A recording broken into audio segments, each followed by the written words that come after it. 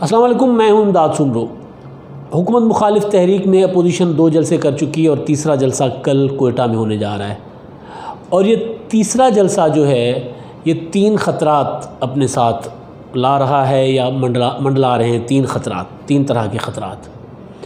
وہ کیا ہے میں آگے چل کر بتاتا ہوں۔ لیکن جو پہلے 2 جلسے ہو چکے، گجرانوالہ 16 اکتوبر، کراچی 18 اکتوبر، ان 2 جلسوں کو میں نے کہا تھا زلزلہ، یہ زلزلے تھے، اتنے بڑے جلسے تھے کہ جس سے زلزلہ آ گیا تھا، بھونچال سا برپا ہو گیا جن کے بعد، اور آفٹر شاکس ان کے ابھی تک محسوس کیے جا رہے ہیں ان دونوں جلسوں کے۔ ایک تو جو کراچی کا گجرانوالہ جلسے کے بعد ایک جو جس طرح کی وزیر اعظم صاحب کے خطابات سامنے آئے تھے، اور اس کے بعد کراچی جلسے کے بعد جو اقدامات سامنے آئے، تو وہ یہ بتا رہے تھے کہ حکومت کو بہت زیادہ پریشانی ہو رہی ہے اپوزیشن کے اتنے بڑے جلسوں سے۔ اور اب ظاہر ہے کوئٹہ کا جلسہ بھی بہت بڑا ہوگا، کیونکہ کوئٹہ میں جو میزبان ہیں مولانا فضل الرحمان صاحب، محمود خان اچکزئی، ان کا بہت زیادہ وہاں پر ان کی جو عوامی طاقت ہے ان کی دونوں جماعتوں کی، اور دیگر جماعتیں بھی، ظاہر ہے پیپلز پارٹی کا بھی کوئٹہ میں ٹھیک ٹھاک زور ہے، وہ بھی اپنا زور لگانے کی کوشش کریں گے۔ لیکن جو کراچی کے جلسے کے بعد جو کچھ ہوا، جس میں آپ نے دیکھا کہ جی وہ آئی جی اغوا ہو جاتے، کیپٹن صفدر کی گرفتاری ہو جاتی ہے، جیسے میں نے پہلے کہا تھا نا کہ وہ آفٹر شاکس تھے وہ، اور پھر آج سارا دن کراچی کے جلسے کے آفٹر شاکس جیو نیوز کے سینئر رپورٹر علی عمران سید کی گمشدگی، لاپتہ ہونا یا جبری گمشدگی، اس کو جو بھی، کیونکہ ابھی تحقیقات ہونا باقی ہیں کہ وہ ان کے ساتھ کیا ہوا، تو وہ اسی سلسلے کی کڑی تھی۔ کیونکہ جو علی عمران سید وہ جرنلسٹ ہیں جنہوں نے جب وہ مقامی ہوٹل سے مریم نواز کو گرفتار کیا جا رہا تھا، وہ جو پوری کارروائی تھی اس کی CCTV فوٹیج انہوں نے حاصل کر لی تھی، اور وہ CCTV فوٹیج انہوں نے جیو نیوز نے اس کو چلایا تھا، اور اس میں جو چیزیں نظر آ رہی تھیں ان کی تشریح بھی کی جاتی رہی، جس میں نظر آ رہا تھا کہ پولیس کس طرح ان کے دروازے پہ کھڑی ہے ہوٹل کے کمرے کے، اور جب لے کے جایا جا رہا ہے، پھر جب ہوٹل کے باہر جا رہے ہیں تو ایک رینجرز کی گاڑی کھڑی ہے، تو یہ سارا ایک منظر کشی تھی جس کو انہوں نے جیو نیوز نے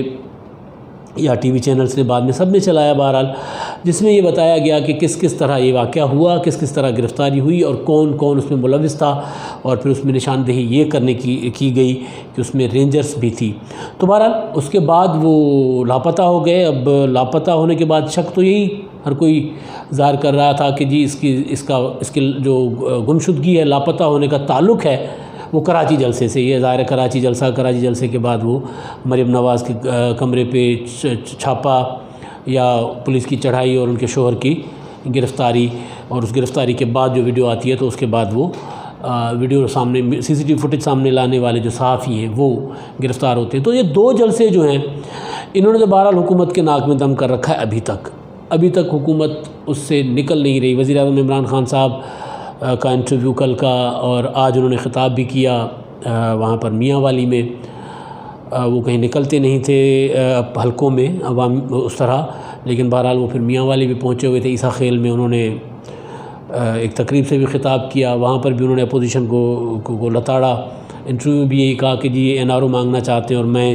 ان سے زیادہ لوگ نکال سکتا ہوں، وغیرہ وغیرہ۔ خیر، اب یہ جو 2 جلسے تھے حکومت کے لیے تو پریشان کن رہے۔ اب کل کا جو تیسرا جلسہ ہے اس کے جیسے میں نے گزارش کی کہ ان میں 3 خطرات ہیں، 3 طرح کے خطرات۔ ایک خطرہ پہلا جو بلوچستان حکومت نے اور نیکٹا نے ظاہر کیا ہے، جس کا اظہار کیا ہے کہ جی وہ دہشت گردی ہو سکتی ہے۔ نیکٹا کا ایک لیٹر آیا ہے جس میں کہا گیا ہے کہ جی اس جلسے کے حوالے سے خاص طور پر اور ویسے مجموعی طور پر کہا گیا کہ جی طالبان جو ہیں وہ TTP وہ پاکستان میں دہشت گردی کے منصوبے بنا رہی ہے اور سافٹ ٹارگٹ ہو سکتے ہیں اس طرح کے جلسے، لہٰذا اپوزیشن کو بلوچستان حکومت نے بھی کہا کہ جی یہ جلسہ ملتوی کریں۔ یہ انہوں نے اپیل کی تھی اپوزیشن کو، لیاقت شاہوانی اور دیگر جو ترجمان تھے حکومت کے انہوں نے، لیکن اپوزیشن نے بہرحال جلسہ ملتوی کرنے سے انکار کیا اور کل وہ جلسہ ہو رہا ہے۔ ایک خطرہ تو یہ، ایک خطرہ ویسے بھی ظاہر ہے موجود ہے، دوسرا خطرہ جو اسی کے ساتھ ہی جوڑ لیتے ہیں وہ ہے کرونا کی وبا جو ہے اس کا، کیونکہ حکومت کا پہلے دن سے موقف ہے اور بجا ہے کہ بڑے جلسوں میں جو ہے وہ کرونا پھیلنے کا خطرہ ہوگا، کیونکہ لوگ SOPs پر عمل نہیں کرتے۔ تو بہرحال اب اپوزیشن اپنی تحریک میں ہے تو وہ اس طرح کی باتوں کو خاطر میں نہیں لا رہی، بالکل ایسے جیسے پہلے حکومت کسی بات کو خاطر میں نہیں لا رہی تھی، کوئی جو کہا جا رہا تھا کہ کرونا کو سے نمٹنے کے لیے جو اقدامات دنیا کہہ رہی تھی وہ ہماری حکومت نہیں کر رہی تھی، اور اب جو حکومت کہہ رہی ہے تو وہ اپوزیشن نہیں کر رہی اور اپوزیشن اپنے جلسے کر رہی ہے۔ تو بہرحال ایک تو خطرہ ہے دہشت گردی کا، جس کا ذکر نیکٹا کے اس لیٹر میں ہے جو کچھ روز پہلے جاری کیا گیا تھا، اور دوسرا خطرہ جو ہے وہ ہے نواز شریف کا۔ مریم نواز آج جب صبح یہاں سے کوئٹہ کے لیے روانہ ہو رہی تھی لاہور سے، تو انہوں نے میڈیا ٹاک کی تھی، اور میڈیا ٹاک میں انہوں نے یہ کہا تھا کہ نواز شریف صاحب خطاب کریں گے۔ میری جو معلومات تھی مسلم لیگ نون کے لوگوں کے ساتھ جو میری بات چیت رہتی ہے، اس میں یہ تھا کہ میاں نواز شریف صاحب نے کوئٹہ کے جلسے سے خطاب نہیں کرنا تھا، یعنی جو یہ ایپیسوڈ ہوا ہے جو کیپٹن صفدر والا یا IG سندھ کے اغوا والا، اس سے پہلے تک کی انڈرسٹینڈنگ یہ تھی کہ میاں نواز شریف صاحب تحریک کے اہم مراحل پہ خطاب کریں گے۔ جیسے آغاز تھا گجرانوالہ والا، وہاں پہ انہوں نے خطاب کیا، وہاں پہ انہوں نے ایک ایسا الزام عائد کر لیا، ایک ایسا انکشاف کر لیا یا اپنی طرف سے اپنا انہوں نے جو نیریٹو دیا کہ پورا جو وہ پاکستان کی سیاست ہے اس کے گرد گھومنا شروع ہو گئی۔ وہ جو انہوں نے الزام عائد کیا آرمی چیف اور DGI پر سیاست میں ملوث ہونے کے، تو جو نون لیگ کی جو لیڈرشپ ہے، نون لیگ کا جو تھنک ٹینک ہے، وہ یہ کہہ رہا تھا کہ نواز شریف صاحب کے پاس بہت کچھ ہے کہنے کو، اور وہ ہر جلسے میں نہیں کہیں گے، ہر جلسے میں نہیں آئیں گے، وہ تحریک کے امپورٹنٹ مراحل کے اوپر وہ نمودار ہوں گے، سامنے آئیں گے، اور پھر وہ اپنی بات کریں گے، تاکہ جو پہلے والی بات ہے وہ پہلے چلتی رہے۔ جیسے گجرانوالہ میں انہوں نے بات کی تو وہ ابھی چل رہی ہے، اور اس کا ابھی اس پہ بحث، اس مکمل پاکستان کی سیاست اسی کے وہ مرکز و محور ہے پاکستان کی سیاست کا۔ تو یہ کہا گیا کہ نواز شریف صاحب جو ہیں وہ خطاب نہیں کرنا تھا انہوں نے، لیکن جو کچھ کراچی میں کیا گیا مسلم لیگ نون کے لوگوں کے بقول کہ جس طرح IG کو اغوا کر کے مقدمہ درج کروا کے اور کیپٹن صفدر کو گرفتار کیا گیا ہے، جس طرح مریم نواز کے کمرے کے دروازے کے تالے توڑے گئے، تو پھر نظر ثانی کی گئی اس فیصلے پر کہ کیا نواز شریف کو خطاب نہیں کرنا چاہیے کوئٹہ کے جلسے پر پریشر بلڈ کرنے کے لیے، کیونکہ نون لیگ یہ سمجھتی ہے کہ جو کچھ کیا گیا کراچی میں وہ نون لیگ کو دباؤ میں لانے کے لیے تھا، تو نون لیگ جوابی دباؤ لانا چاہ رہی ہے، اور وہ جوابی دباؤ نواز شریف ہی ڈال سکتے ہیں، نواز شریف کی تقریر ہی ڈال سکتی ہے۔ اور نواز شریف کے لیے یہ بھی کہا جا رہا ہے کہ انہوں نے ایک اپنا ذاتی پینڈورا باکس بنایا ہوا ہے، ایک ایسا باکس بنایا ہوا ہے، ایک ایسی پوٹلی ہے ان کے پاس جس میں سے وہ بڑی بڑی باتیں انہوں نے بند کر کے رکھی ہیں جو وہ جلسوں میں کریں گے، جو اس تحریک کے دوران عوام کے سامنے لائیں گے، منظر عام پر لائیں گے، بڑے بڑے انکشافات کریں گے وہ۔ تو وہ اس پہ مجھے یوں لگا کہ انہوں نے اپنا ذاتی پینڈورا باکس بنایا ہوا ہے جس سے چیزیں نکالیں گے، اور اس کے بعد بہت سی چیزیں ہر طرف جو ہے وہ بحثہ بحثی شروع ہو جائے گی، جیسے گجرانوالہ جلسے کے بعد ہوا۔ تو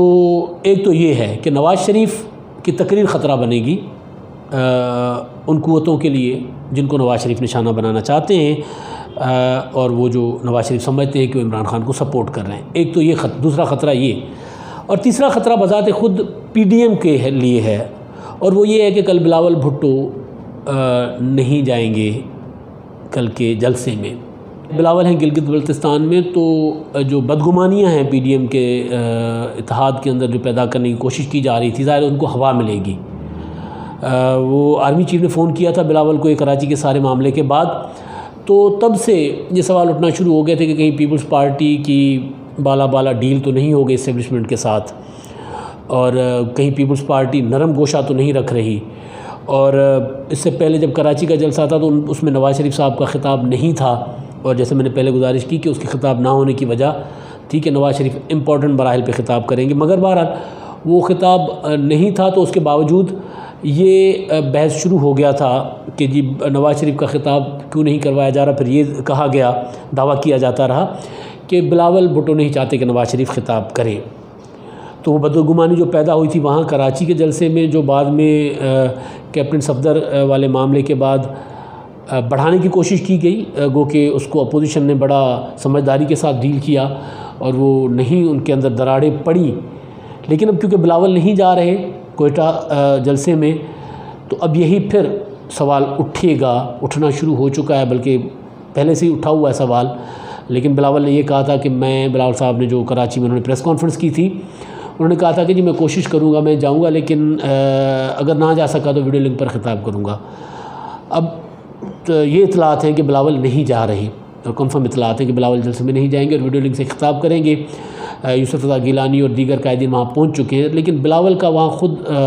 جو پارٹی کے سربراہ ہیں ان کا وہاں نہ ہونا جو ہے وہ اس اتحاد کے لیے جو ہے وہ خطرہ ہے. جیسے میں نے پہلے کہا 2 خطرے اس جلسے کے حوالے سے، تو 2 خطرے تو وہ تھے کہ دہشت گردی کا جو حکومت نے جس کا اندیا دیا ہے یا الرٹ جاری کیا ہے، دوسرا نواز شریف کا جو حکومت کے لیے، اور تیسرا بلاول کا نہ آنا پی ڈی ایم کے لیے. تو اب دیکھیں کہ یہ جو بدگمانیاں پیدا کرنے والے عناصر ہیں وہ کتنے کامیاب ہوتے ہیں. اور بلاول بھٹو کی جو دلیل ہے یا ان کا جو جواز ہے کہ کیونکہ وہ گلگت بلتستان کے الیکشن کیمپین کا انہوں نے پہلے سے شیڈول کیا ہوا تھا تو وہ وہاں پر ہیں، اس وجہ سے وہ فزیکلی نہیں جا پائیں گے، کوئٹہ نہیں جا پا رہے اور وہ ویڈیو لنک پر خطاب کریں گے. یہ بات کتنی پی ڈی ایم کے اندر قابل قبول ہوتی ہے. مخالفین تو خیر وہ کوشش یہ کریں گے کہ وہ پی ڈی ایم کو تقسیم کرنے کے حوالے سے اس ساری چیز کو ایکسپلائٹ کریں، اس کو استعمال کریں، مگر پی ڈی ایم کے اندر بلاول بھٹو کی اس دلیل کو کتنا مانا جائے گا اور آگے چل کر یہ دراڑیں پی ڈی ایم کے اندر دراڑوں کی وجہ نہیں بنے گا، یہ تو بہرحال کل کے بعد ہی پتہ چلے گا. لیکن ابھی سے یہ ڈسکشن شروع ہو گئی ہے کہ کہیں بلاول اس فون کی وجہ سے تو جلسے سے دور نہیں ہو رہے جو فون ان کو آرمی چیف نے کیا تھا. آج تک کے لیے اتنا ہی. اللہ حافظ.